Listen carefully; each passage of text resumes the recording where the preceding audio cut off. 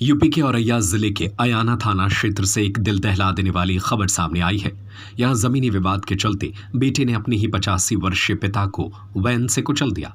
गंभीर हालत में सीएचसी लाया गया, जहां डॉक्टरों ने मृत घोषित कर दिया। पुलिस ने शव को कब्जे में लेकर पोस्टमार्टम के लिए भेजकर जांच शुरू कर दी है। अयाना निवासी सेवानिवृत्त सैनिक रमेश चंद्र बाल का परिवार लंबे समय से आपसी विवादों से जूझ रहा था। उनकी पहली पत्नी से माया देवी से 2 बेटे मोती सागर और किरण कुमार है। माया देवी के निधन के बाद रमेश चंद्र ने सिया देवी से दूसरी शादी की थी, जिनसे 3 बेटे पदम, जगदेव और शिव विजय हुए। संपत्ति बंटवारे और पेंशन की रकम को लेकर परिवार में आए दिन झगड़े होते रहते थे। मोती सागर के बेटे अंकित के मुताबिक बाबा ने पहले ही घर और जमीन का बंटवारा कर दिया था। इसके बावजूद चाचा पदम आए दिन हिस्सेदारी और पेंशन को लेकर विवाद खड़ा करते थे। बुधवार दोपहर भी बाबा और पदम के बीच कहासुनी हुई थी।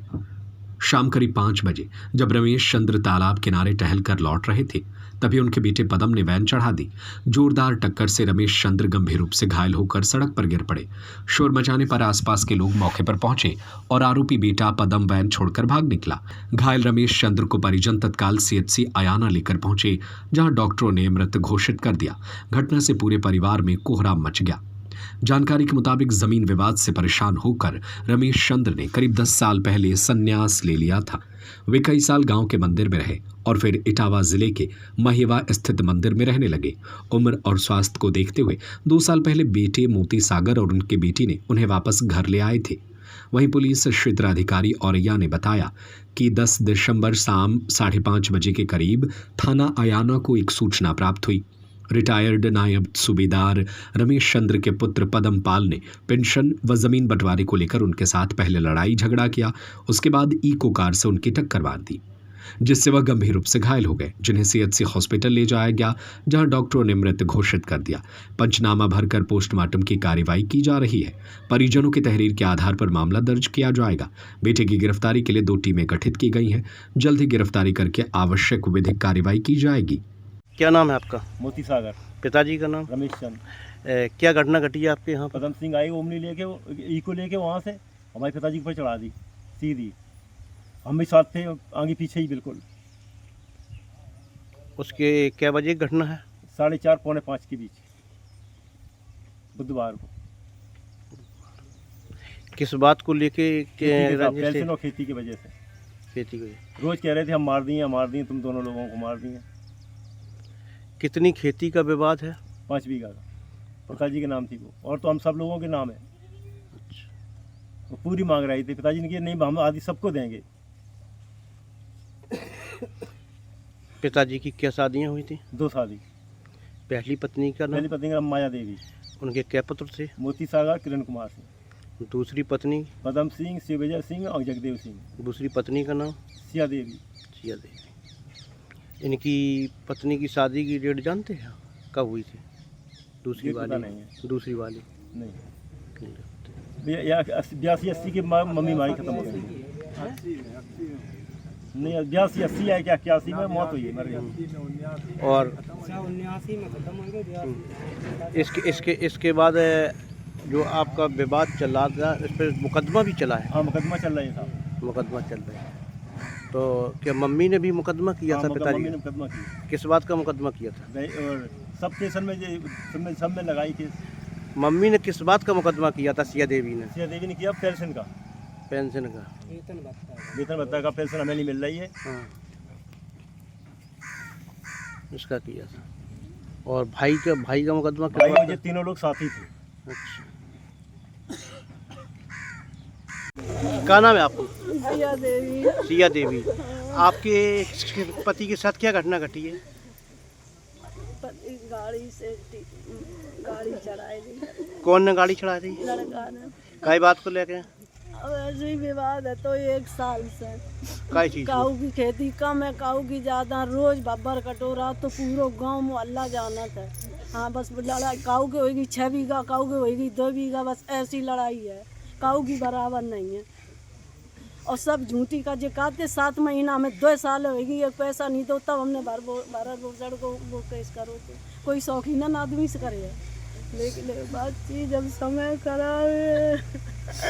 तो ये तुम्हारे पति को कौन लड़का ने मारो है? पदम सिंह। पदम सिंह ने। तो खेती का विवाद चल रहा था। खेती को तो हमाओ चलत तो खर्च अर्च दवाई वाई नहीं करवाते, लड़कन की खेती बराबर नहीं है। तो कल आपका पहले झगड़ा भी हुआ था?